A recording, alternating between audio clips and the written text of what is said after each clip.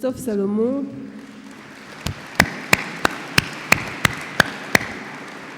physicien, directeur de recherche CNRS à l'École normale supérieure de Paris, est spécialiste d'optique quantique et en particulier des atomes froids, en fait ultra froids. Pour ces températures en dessous du micro-Kelvin, l'agitation des atomes est extrêmement faible.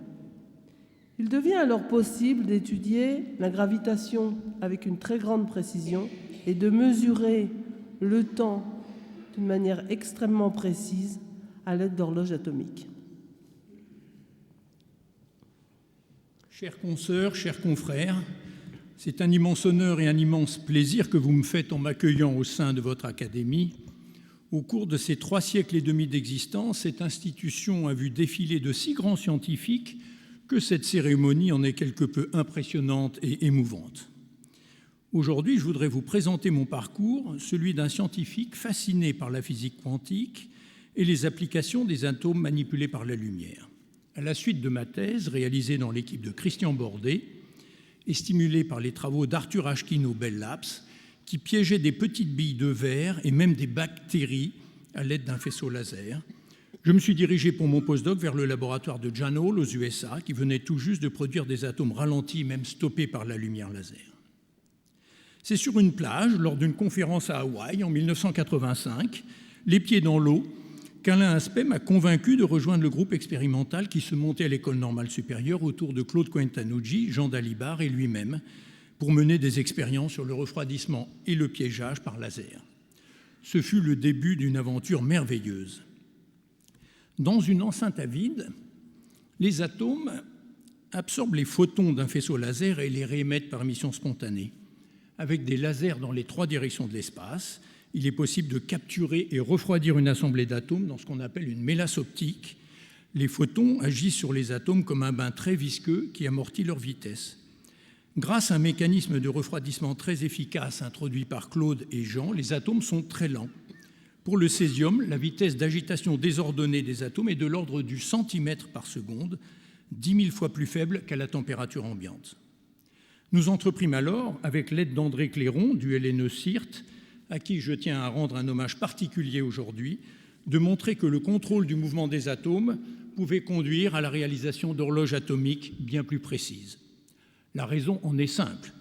Des atomes très lents peuvent être observés longtemps et mesurés avec une précision accrue.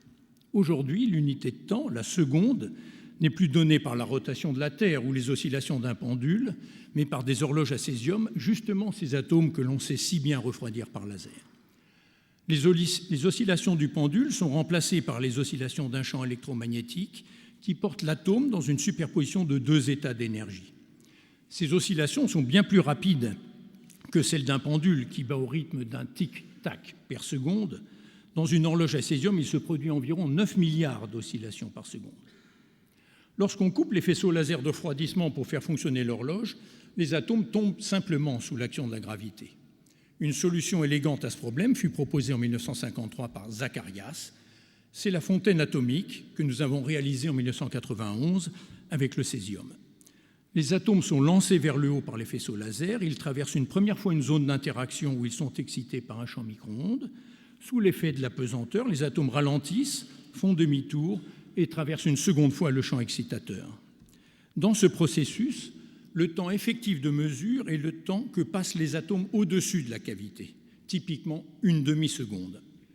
Cette durée est 100 fois plus longue que dans les horloges traditionnelles et le gain en précision de l'horloge est également d'un facteur 100. Aujourd'hui, l'erreur résiduelle des horloges en fontaine n'est que d'1 seconde tous les 300 millions d'années.